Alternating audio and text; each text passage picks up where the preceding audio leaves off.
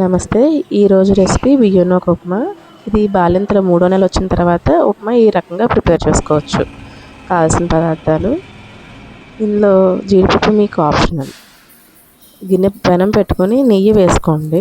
తాలింపు గింజలు జీలకర్ర మినపప్పు అయినా వేసుకోండి. మిగిలిన ఇంకేమీ వేసుకోక్కర్లేదు. జీడిపప్పు వేసుకొని బాగా వేగిన తర్వాత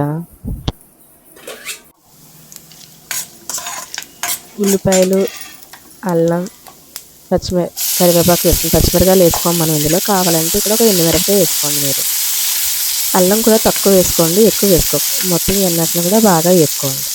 బాగా వేగిన తర్వాత సరిపడా నీళ్ళు వేసుకోండి. మీరు నూక ఎంత తీసుకుంటారు? నేను ఈ గ్లాస్తో ఒక గ్లాస్ నూక తీసుకున్నాను, అందుకని 2 గ్లాసులు నీళ్ళు వేసుకుంటున్నాను. అలాగే సరిపడా ఉప్పు వేసుకొని నీళ్ళు బాగా మరగనివ్వండి.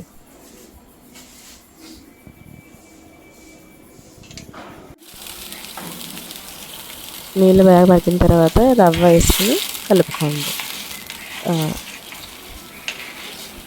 ఈ ఉప్మాని మనం 3వ నెల వచ్చిన తర్వాత ప్రిపేర్ చేసుకోవచ్చు. అల్లం కూడా తక్కువ వేసుకోండి, ఇంకా మిగిలినవి ఏమీ వేసుకోవద్దు. ఒకసారి ఉప్మా అంతా అయిపోయి దగ్గర పడిన తర్వాత ఒక స్పూన్ నెయ్యి వేసుకుని మొత్తం అంతా కలుపుకొని దించేసుకోండి.